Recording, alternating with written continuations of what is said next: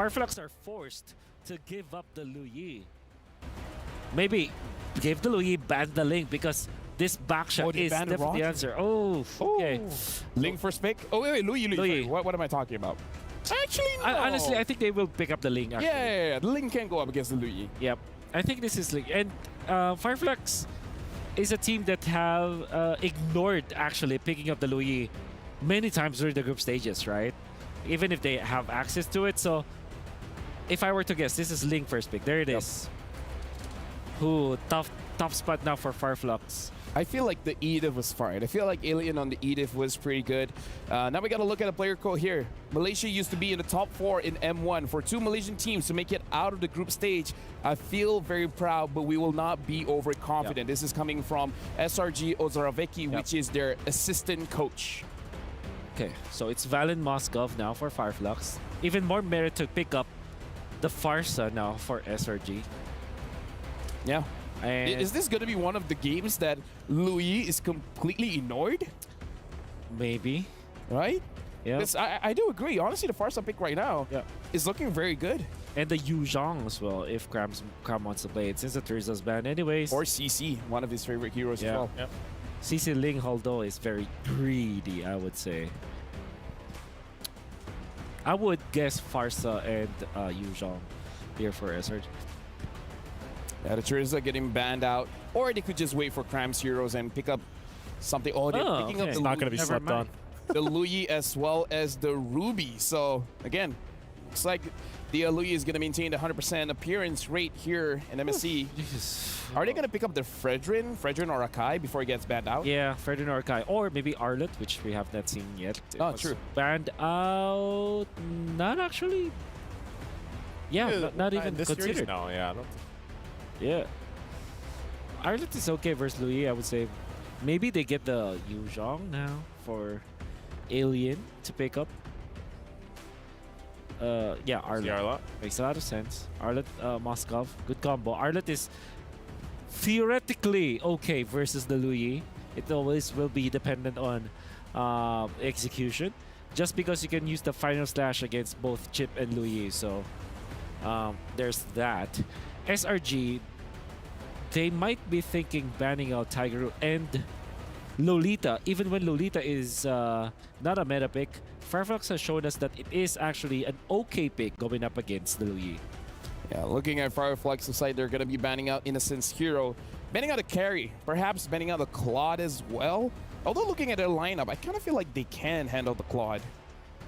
Yeah. FIREFLUX handling the Claude? Yeah. And I feel like they can do it. Yeah. SRG, FIREFLUX cannot double down or triple down on marksman bans because this Ruby can be gold lane for all we know. True. Honestly, Innocent has used the CC gold lane as well. Again, not sure if that's going to be the pickup that they want to go for, but historically, it has been an option. Yeah. That's absolutely right. I mean, I feel like just a fine ban here, just banning out the Claude, because I feel like for the Ruby pickup, it's too 50-50. I mean, like, if you want to ban a roamer, do you want to ban out the Cho again? Yeah. So if it's a Claude, if this is another marksman ban, and at the same time, Cho has great synergy with both Lu Yi as well as Ling. True. Because he just can send out that Cho. Yeah, I think although I could feel be a like ban. if Yumes doesn't get the Cho, I think he's fine picking up the Grok. Yeah. Snatching it, the Grok Lu Yi classic combo. Oh, Harry, forgot about Harry. Wow. A lot of focus on we forgot about Harry. Yeah, I actually thought it was banned. Yeah. Whole lot of focus on Innocent. I mean, so is this possibly just a Claude pick for him? You know, still going to be open. Pick up the Claude. Yeah. Changa goalie. Okay, maybe. No, not for this one. Not for knockouts. How about Yu Zhang now for FIREFLUX, and then they close it out with an Akai jungle. That's completely shutting down the Lu Yi. Arlot, Yu Zhang, and Akai, both all of those 3 heroes are just great versus the Lu Yi.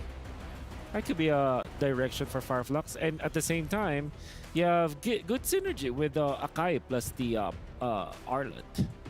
Looks like the Grok is now going over to Apex 47 again. And like you said, well, if this Arlet is flexible, is able to go to the roam position, they could pick up their jungler now just to keep it hidden for a little bit longer.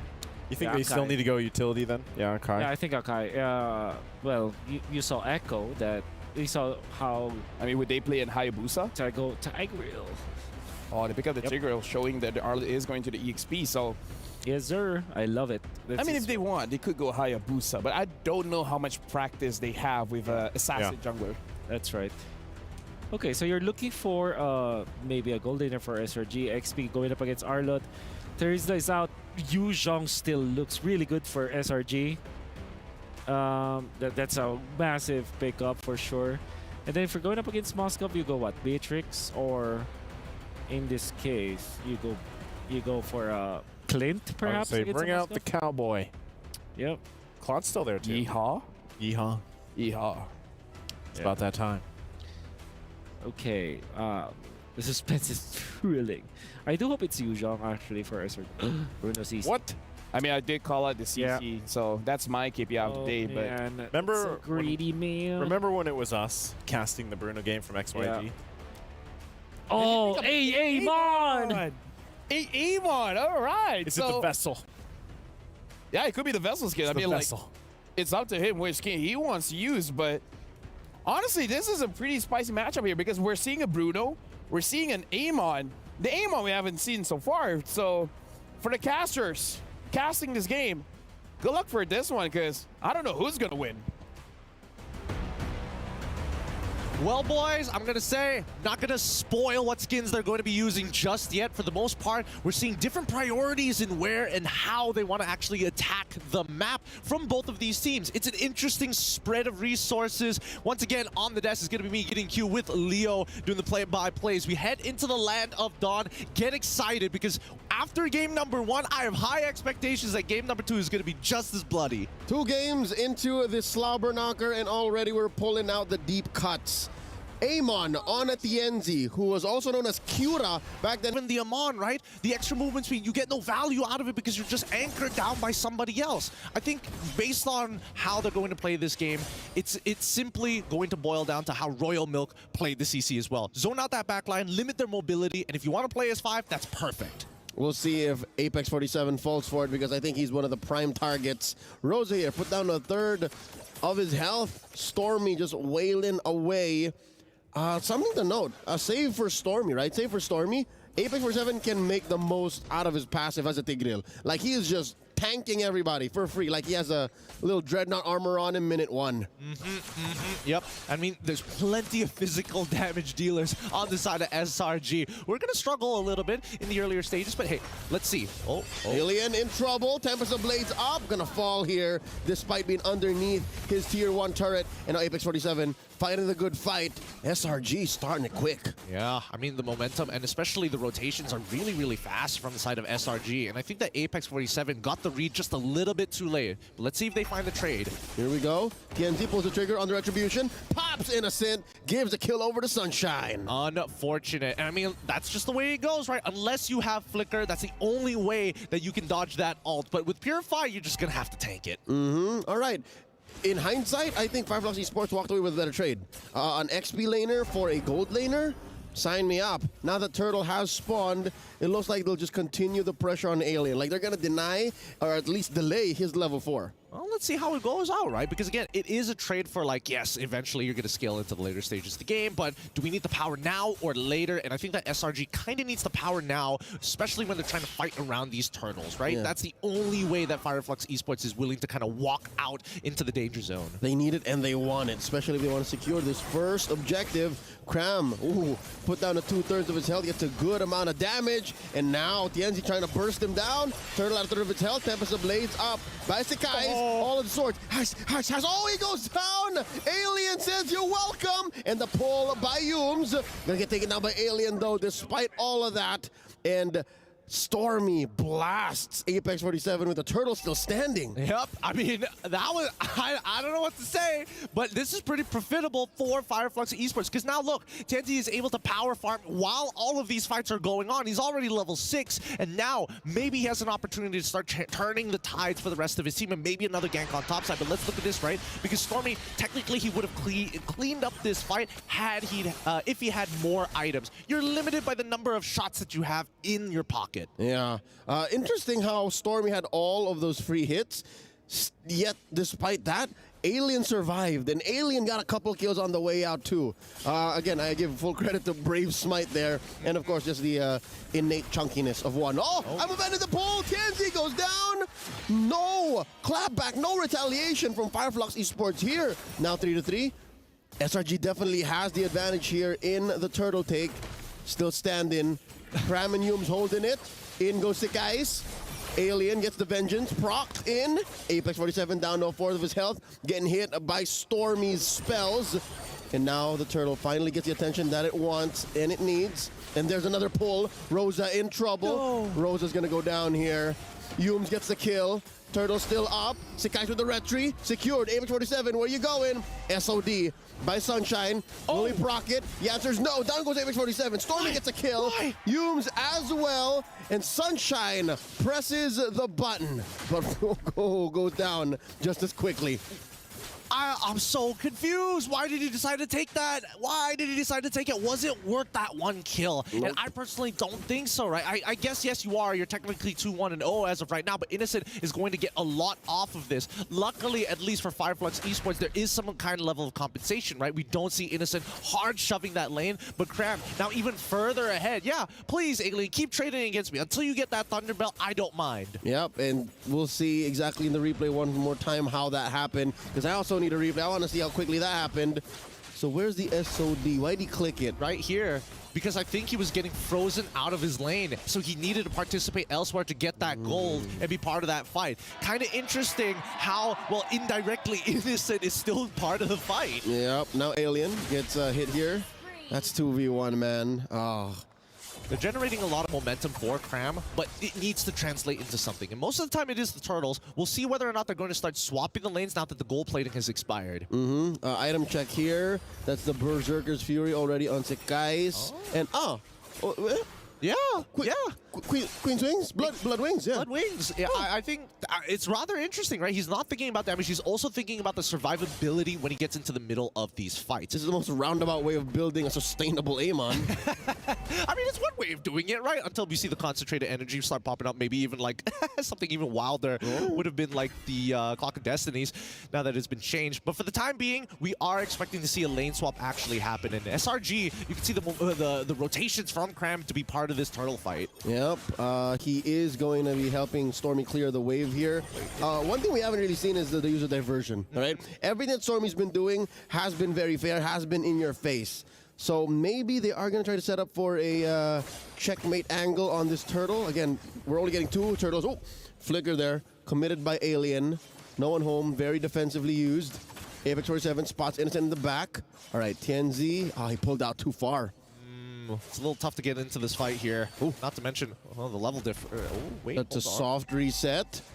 Turtle, barely out of range, gets the pull in and the implosion. Both tanks pulling no punches. Tempest of Blades up. Sunshine gets the SOD. Still no one home. Humes goes down. TNZ served up a kill from Alien's final slash. Down goes Sekais. That's a double for TNZ. And then another one falls. Cram, 3-for-1, traded for Rosa. And TNZ keeps going. Stormy, he gets it. That is a maniac.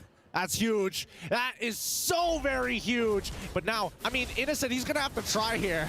Uh-oh. Alien tracks him, finds the final slash, serves it up to Sunshine. He's not going anywhere. The Thunderbelt makes him real tough to get through. Let's look at the replay one more time in this fight because honestly, Apex saved the entire situation. He caught both Sekais as well as Humes, and both of them were on top of TNZ. Had they, well, I guess maybe if just the Ruby got pulled away, I'm pretty sure the Ling would have been able to take care of TNZ. But now look at that, the momentum switches back. Here we go, Tempest of Blades up. The implosion saves Sunshine, but only for a second longer, turning it into a trade. It's not bad, but they're still trading effectively from the side of FIREFLUX as they continue forward. TNZ now reading out even more with a Holy Crystal. Look at that build. He's full of damage. Apologize to him now. Okay, I'm sorry, TNZ. I don't know your game, but now I do.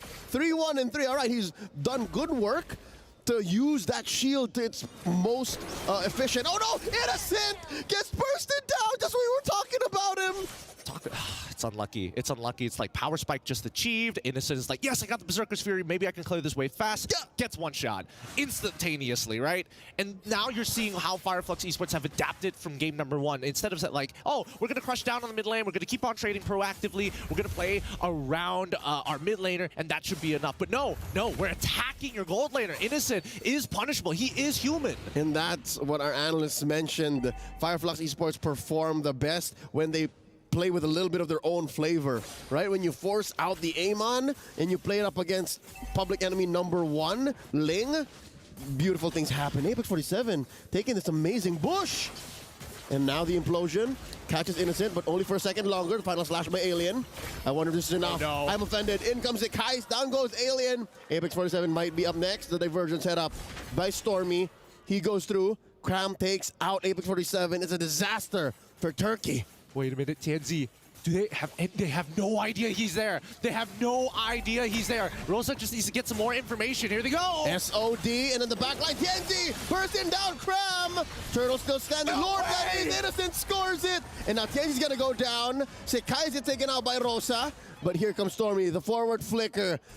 The gambit from FIREFLUX Esports doesn't pay off the way that they want to. They took 2 on the way out, but the Lord still goes over to the Giants. Man, what a tough decision to make there. Do you continue to put Innocent behind, or do you look to maybe get something off by killing sick guys? At the end of it all, SRG still walk away with the Lord, which is the biggest problem, right? Despite trading upwards, FIREFLUX Esports can defend this, don't worry. But I think that Sunshine, he needs to scale up fast. Oh my God. Rosa with a stolen up, offended the implosion from Apex 47. Humes down here as well. And all SRG was thinking was, we're going to stand behind the Lord, go in and push. They didn't expect to lose 2 so quickly. I mean, I wasn't expecting them to lose 2 so quickly, but even more, that could have been 3. That honestly could have been 4. Let's look at this replay. Hopefully they catch it right at the moment. Look at Innocent here. We see the implosion, canceled straight away, right on the frame. Innocent skedaddled, as he should have. And then, again, damage control. SRG knows that, hey, this is a losing fight. They make nothing of that Lord. They didn't even get to push top lane tier 1. I mean, that's the whole story between FIREFLUX Esports and SELANGOR Red Giants. They're just nullifying each other's proactive moves with their own moves. This is a Yu-Gi-Oh matchup that you wouldn't have expected, man. Oh, here we go. The diversion play into that pixel brush. They try to spot out TNZ, but he knows better. Oh, wow, you're right. It's like one of those... You've fallen into my trap card moment. Yeah, or like a 2 equally matched dojo masters, you know? Like they both own their schools of martial arts, and then they just like this 2-minute long fight sequence where nobody gets hit in. I think let's take it a step further. I think they're 2 very, very young prodigies of their times in martial arts masters. I mean, let's look at the game facts here. As of now, of MSC 2024, I did not catch that in time. All right, but there was a fact. There was a fact there. You guys can scrub back. Yeah, we'll scrap back just a little bit, but let's look at the in-game items and see whether or not anything is a little different. We see the full Trinity build come out from the side of Sunshine at this point of time, but even so, we do see the Alien. He's 5-3-3, and honestly, he's pretty sustainable now that he has the Queen's Wings and the Thunderbelt. Oh yeah, that's good. He is, I believe, on his way to an Oracle, not mistaken, and... Yeah. But then why would he need to? Never mind. I think at this point, whatever he gets is going to be of value, right? He could opt to go for a little bit more magic resist if you really wanted to. I think the best one by far, the most cost-efficient item that you could go for at this point is probably just the blade armor, right? Because Innocent, he's scaling up pretty quickly. Just mad chunk. TNZ picked up the winner crown there, and he also picked up a Sky Piercer. That's what I picked up. That's what I saw there.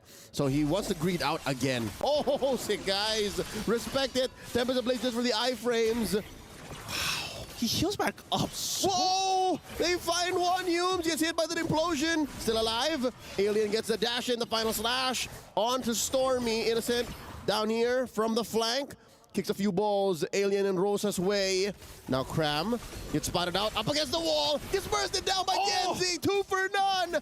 FIREFLUX Esports calling the shots, makes it straight to the Lord. Oh my goodness, Tianzi is so stacked up right now. Unless the guys can make the super play and just steal away the Lord by a drive-by, I don't think it's happening. FIREFLUX, they push the momentum into their favor, and better yet, SELANGOR Red Giants now getting a little hesitant with the way that they approach these fights. It's the cleanest pickoff into a Lord take I've seen up against Selangor Giants in a long while. This rarely happens. I have to agree with you. And now we're seeing the beauty of this Amon pick.